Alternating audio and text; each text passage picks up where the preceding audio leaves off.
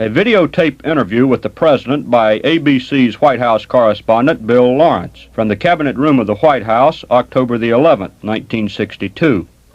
Mr. President, as your campaign travel plans develop, it's becoming clear that you will be about the most traveled president, if not the most traveled president, in any off-year midterm election. Yes, that's right. I think that by November 6th we'll have traveled more than any president, and almost as much as all of them in this century in the North year. But that's partly because of jet planes. I was going to ask whether this was a calculated decision, or did the importunings of Democratic candidates just cause your schedule to grow like Topsy? Well, mostly it's because one of the big problems we always face in an off year is first, the party in power traditionally loses seats. From the off-year election of 1930 until through the off-year election of 1958, the party in power lost an average of 39 House seats. Well, if we lost 39 House seats, it would make it impossible for us to put through any of the programs which I believe to be vitally important to strengthen the economy of the United States. So I think, while I recognize the limitations of presidential campaigning, traditionally it has not been very successful. At least I think it may arouse some interest in this campaign and encourage the turnout. One of the alarming statistics which I've seen, Bill, has been the distribution of votes between the Republicans and the Democratic Party. Generally, we do pretty well on that. But then when they ask which percentage are going to vote, then we don't do so well. So if we can arouse some interest and cause a bigger turnout, then I'll feel I've done the job, even though history's against us. Well, now, do you really enjoy campaigning at this brisk a pace, or do you find such a schedule as you have this weekend, for example, very tiring? Well, I guess this weekend we're going to 6 states. No, I don't enjoy it very much. I think one of the great myths in American life is that those who are in politics love to campaign. Well, maybe some do, but it's hard work, and make a lot of speeches, and I have a good many other things to do. But on the other hand, the decision which is made in the next 30 days is going to decide what kind of a Congress we're going to have for the next 2 years. So that I think that really there's no place that I ought to be on these weekends that is more important, at least to the things that I'm interested in.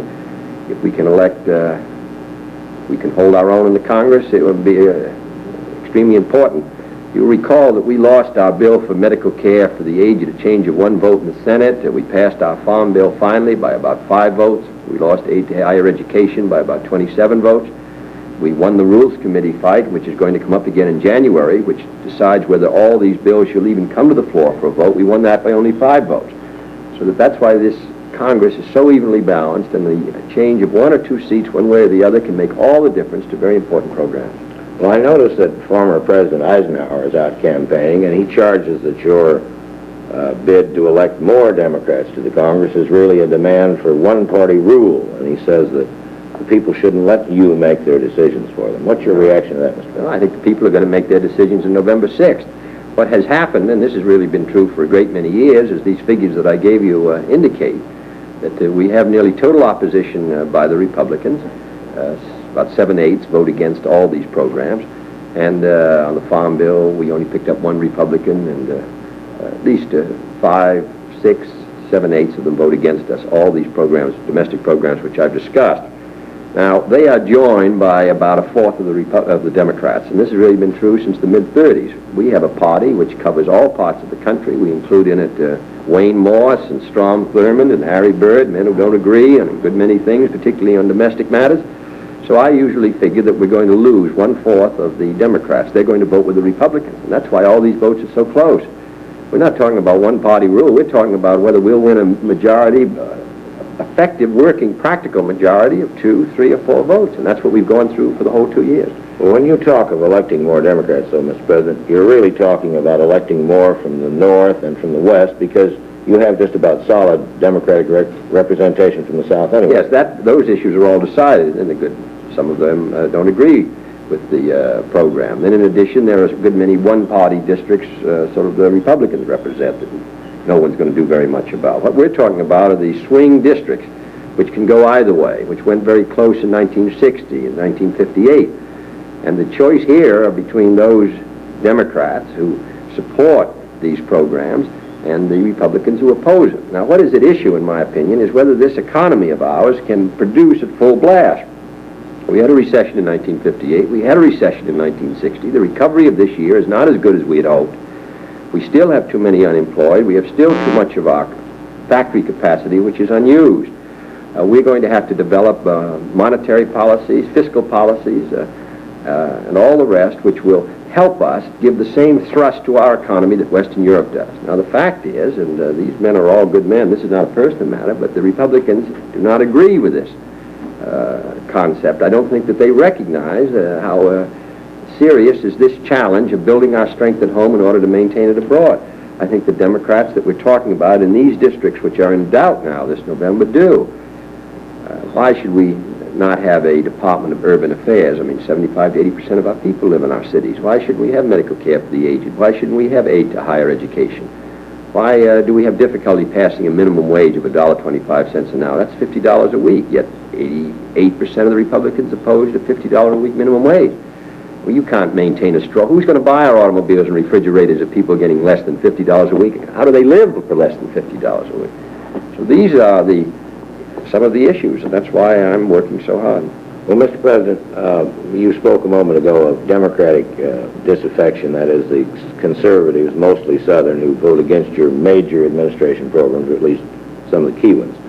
Is this problem likely to be more difficult in the next Congress because of the recent events in Mississippi and the action that you had to take there to enforce the court order? Well, you know, actually, a good many Southerners vote with us. We get a good many from a number of the southern states, senators as well as congressmen. The difficulty is every issue the sides change a bit.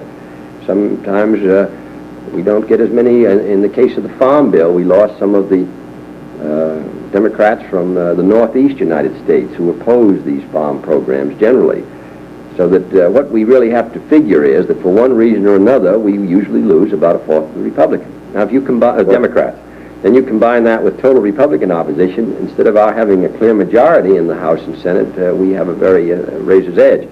I think that what's happened in Oxford, Mississippi has caused a good deal of concern. I think that most people in the South recognize my responsibility is to carry out the court order as my constitutional responsibility. And I think that we will get support in the South for those measures which in the same way that we did in the last 2 years. But what I want to emphasize is that the problem I'm talking about is a problem that goes back 30 years, that you're familiar with. Well, the coalition. And when you figure that we won the rules fight, which was the basic fight in January 61, even with 19 Republicans voting with us in the House, only by 5 votes, and we don't get 19 Republicans anymore, you can just see how closely divided the House and Senate is, even though the party labels give a different impression. Well, you do not expect then any political repercussions from Oxford, either in the North or in the South? Well, I think it's too early to tell about the political repercussions in November. I don't know. I would hope not, but I wouldn't predict on that. But I think beginning in January, I think the members of the Congress will vote in accordance with their more traditional beliefs. I don't think there'll be that kind of reprisal because it really wouldn't make any sense. I have no choice but to carry out my responsibilities, which I have to do. Well, Mr. President, these issues that you've just ticked off in your earlier answers, Medicare, taxes, aid to education, the minimum wage, are these the ones that people talk to you about as you travel about the country? Well, there's obviously a great interest in foreign policy, but I've attempted, and I think this has been true of General Eisenhower and his campaign speeches, neither one of us have attempted to make any partisan issue particularly out of foreign policy. There may be some areas of difference, but I think those should be discussed as much as possible in a non-political way because they involve the security of our country. Where we differ, where the Republicans and Democrats differ, what the points I'm emphasizing are domestic, and they're very important because Khrushchev once said that the hinge of history and the great struggle between the free world and the communist world would move when the communist world outproduced us. And therefore, the degree of economic growth, the degree of productive strength goes, in my opinion, basically to our ability to maintain our commitments abroad. And I don't think we can maintain our economic strength if we drift along on a plateau. And I think a recession in 58, a recession in 60, and the difficulties we've had this year should be an alarm bell to all of us. And this is not an easy problem. No party or group of people or single person has an answer to it. But what I feel is that at least we're aware of it, and we are trying to work out solutions. And I think that it's important that we have a Congress responsive to this need. And I believe in this case that these members of the House and Senate that I'm talking about are responsive to it and have demonstrated during the past 2 years. Well, would you say then, Mr. President, that there are no foreign policy issues that are likely to affect a large number of votes in this campaign as between Democratic and Oh, there Republican? may well be, but at least I'm trying to emphasize to the extent that's possible the problems that we have here in the United States. I think they are very important, and I think they lend themselves to a very clear distinction between our two parties. Now, if anyone wants to discuss foreign policy or argue it, I'll be delighted to, but at least I want to emphasize a very important problem, which I think is the rate of economic growth here in the United States. Well, now, some Republicans have been saying that Cuba is likely to be a big issue in this campaign. Have you had any reaction to this in your Well, I'm campaign sure that travel? people are concerned about Cuba, and I am too. I'm not sure that it's a party issue. I think we're all concerned about Cuba, and as you know, we're taking a lot of steps to try to isolate Castro, who we believe is eventually going to fall. But whether it's a party matter, after all, Castro came in 1958, and we have been unsuccessful in having Castro removed. But whether this is a matter of Republicans and Democrats rather than a matter of an American problem, I'm not so sure.